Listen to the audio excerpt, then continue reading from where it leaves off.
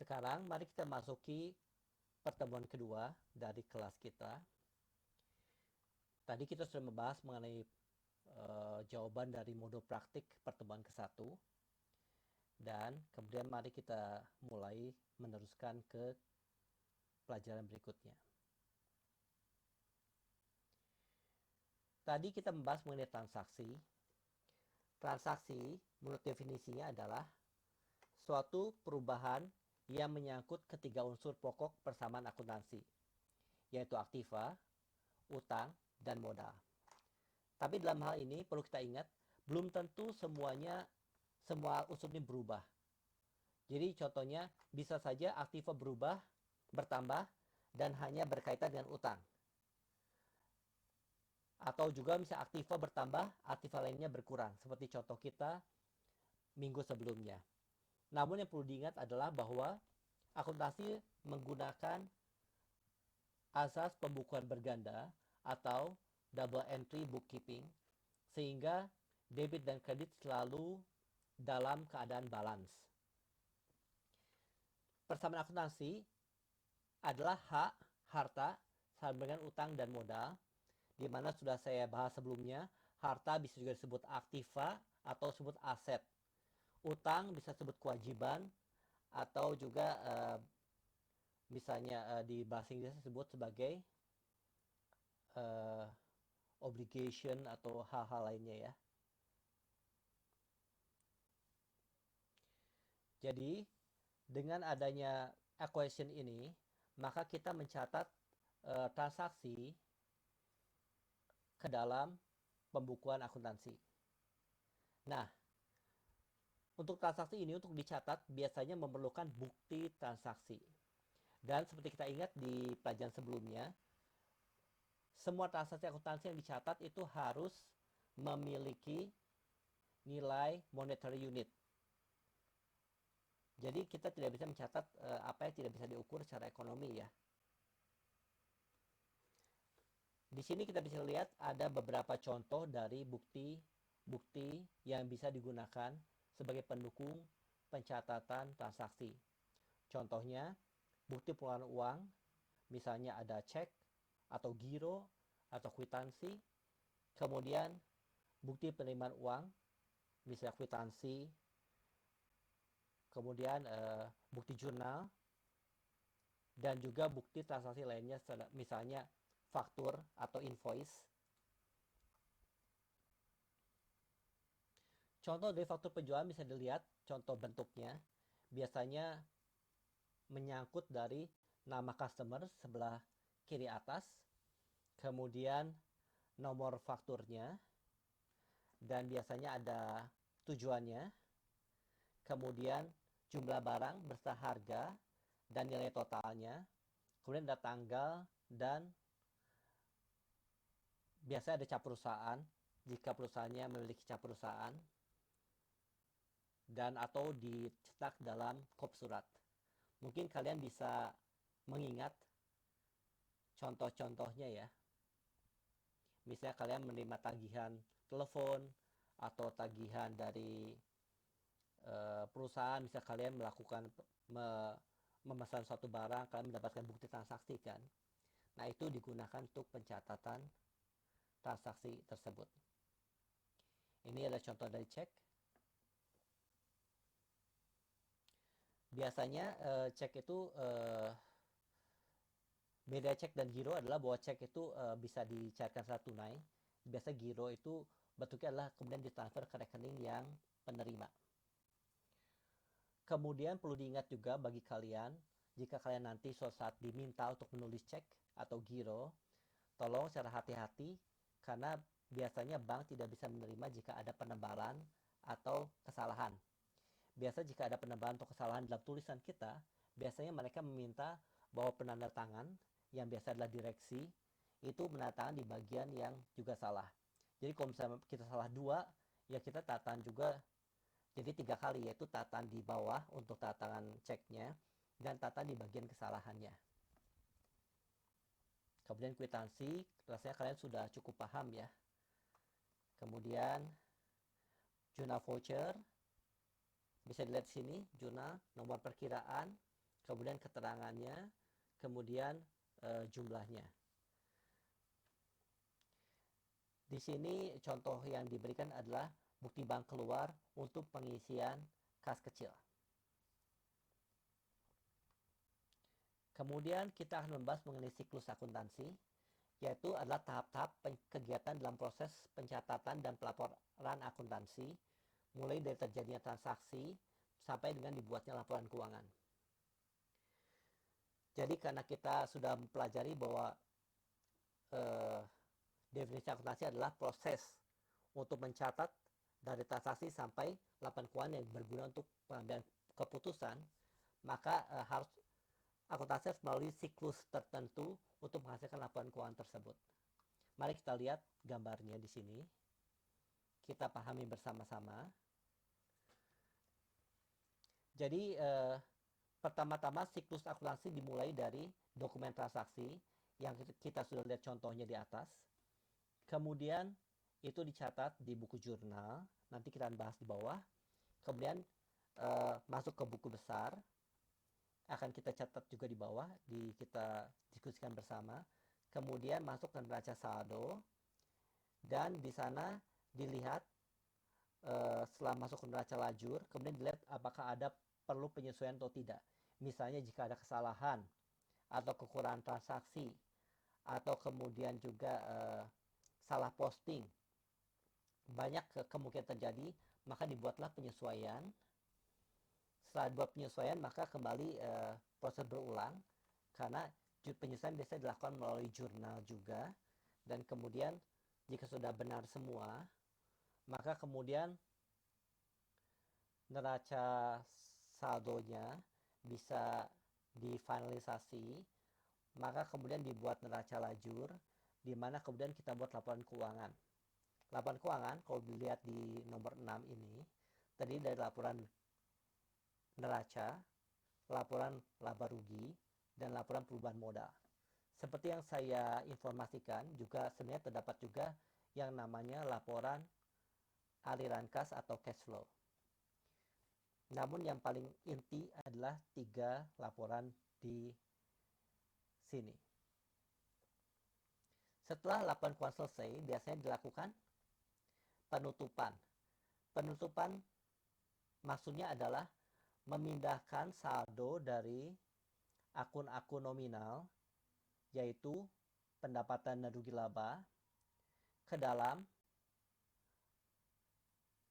retain earning atau laba ditahan di neraca, yaitu di bawah modal. Biasa modal, kemudian di bawahnya adalah retain earning atau laba ditahan yang merefleksikan dari laba atau rugi kumulatif yang dialami oleh perusahaan dalam usahanya. Kemudian kalau misalnya Anda lihat di nomor 3 itu ada namanya buku besar pembantu. Itu sebenarnya berfungsi untuk mendukung dari buku besar. Jadi maksudnya lagi nih, biasanya satu akun, contohnya akun persediaan.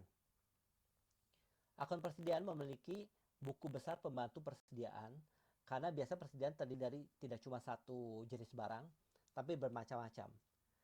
Jika satu akun misalnya persediaan itu memiliki nomor tertentu, tapi kita ingin memisahkan di dalam nomor itu terdiri dari jenis apa saja, atau ada pembagian tertentu, biasanya kita membutuhkan adanya buku besar pembantu. Biasanya di program-program yang sudah digunakan oleh banyak perusahaan, contohnya adalah Zahir, SAP, kemudian juga Accurate. Di sana mereka sudah mempunyai modul yang otomatis langsung memproduksi buku besar pembantu ini. Kemudian kita masuk mengenai bentuk-bentuk perkiraan rekening. Sekali lagi, ini semua adalah contoh jika dilakukan secara manual ya.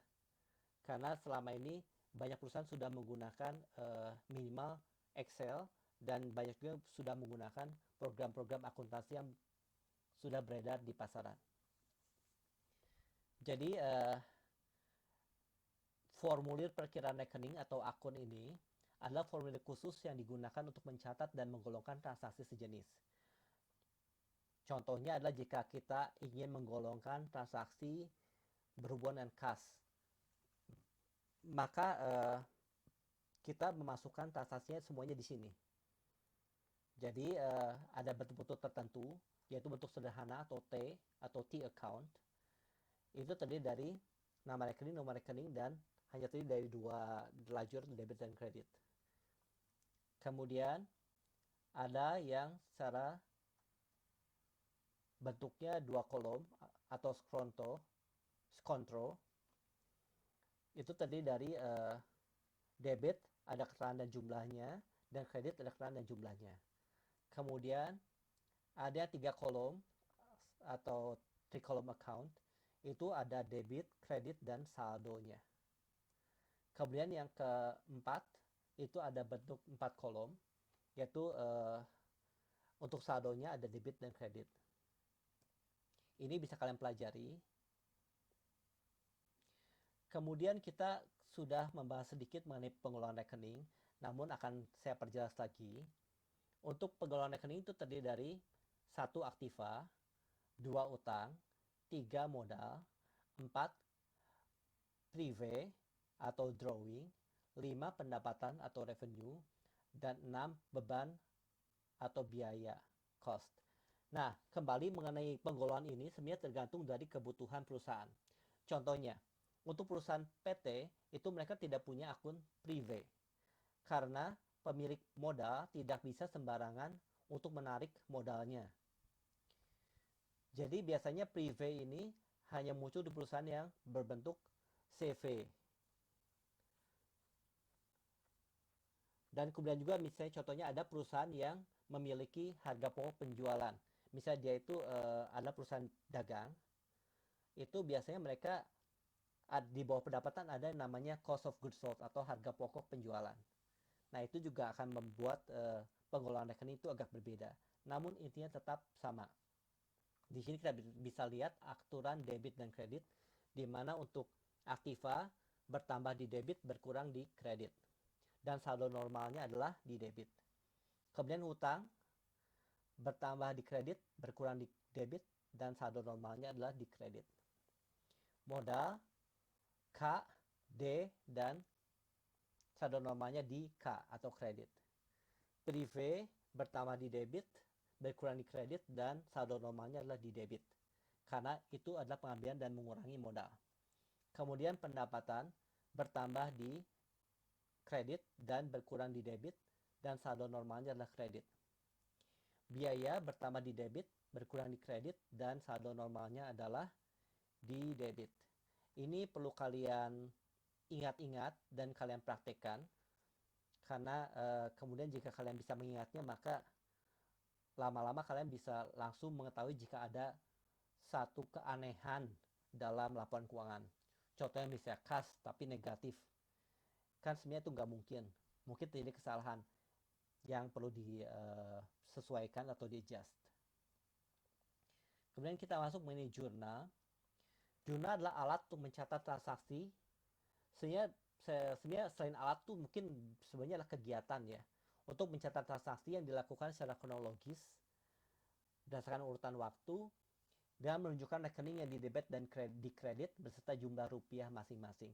Kembali diingatkan bahwa untuk jurnal ini selalu berimbang antara debit dan kredit. Kita bisa lihat contohnya dalam tabel. Jadi ada tanggal, nomor bukti, keterangan, referensi, jumlah, bisa di debit, bisa di kredit. Contohnya untuk yang jurnal tadi itu sebenarnya ada di ketika kita membahas sebelumnya. Bisa kita scroll sebelumnya. Contohnya jurnal voucher adalah ini. Jadi nomor perkiraan, keterangan, dan debit dan kredit ya.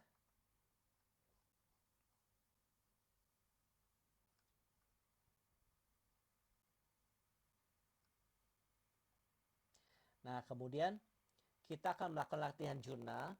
Kalian coba perhatikan. Ini ada perusahaan mempunyai transaksi sebagai berikut. Kalian bisa lihat semuanya.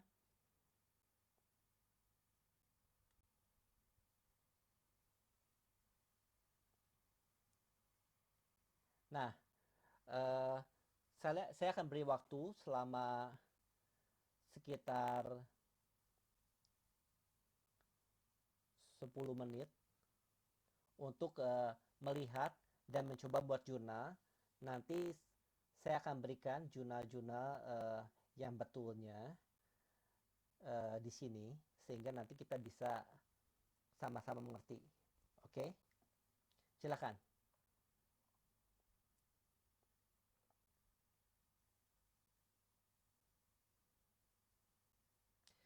Nah, kemudian setelah kita melihat latihan jurnal ini, kita masuk mengenai buku besar atau ledger. Buku besar adalah alat atau kegiatan untuk menggolongkan rekening-rekening sejenis yang ada di buku di jurnal dan disusun secara sistematis sehingga dapat diketahui saldo akhirnya dari tiap rekening tersebut. Dan kita ingat itu berkaitan dengan saldo normal. Jadi misalnya kas, karena termasuk harta, itu maka saldo normalnya adalah di debit. Kemudian kewajiban, karena adalah golongan dari hutang, makanya biasanya saldo normalnya adalah kredit. Oke, kemudian untuk latihan kalian adalah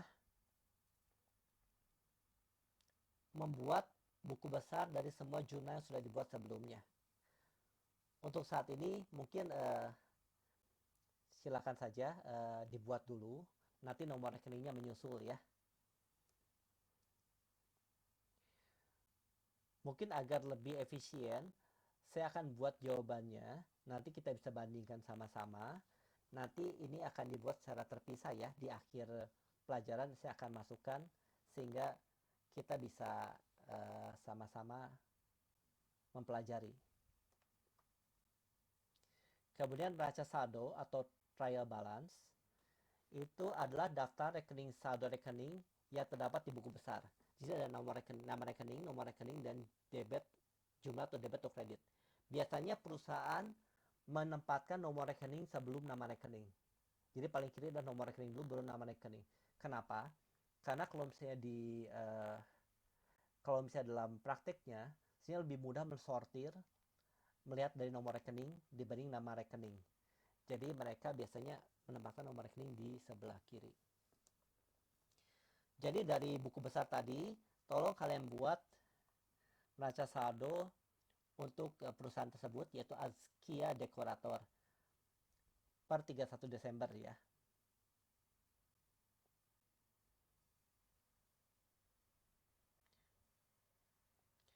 Kemudian setelah kita membahas ini semua, kalian tolong buat modul praktik dasar akuntansi pertemuan 2, dan kemudian bisa kalian kumpulkan.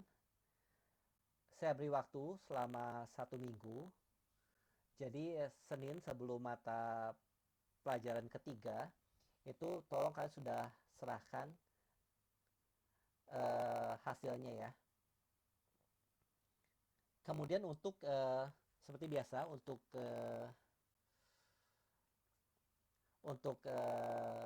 kalian akan saya berikan kuis untuk mengecek pemahaman kalian dan akan saya kirim dari Google Form. Oke, dari saya demikian. Semoga cukup dipahami dan di akhir ini bisa kita lihat jawaban yang benar. Oke, terima kasih.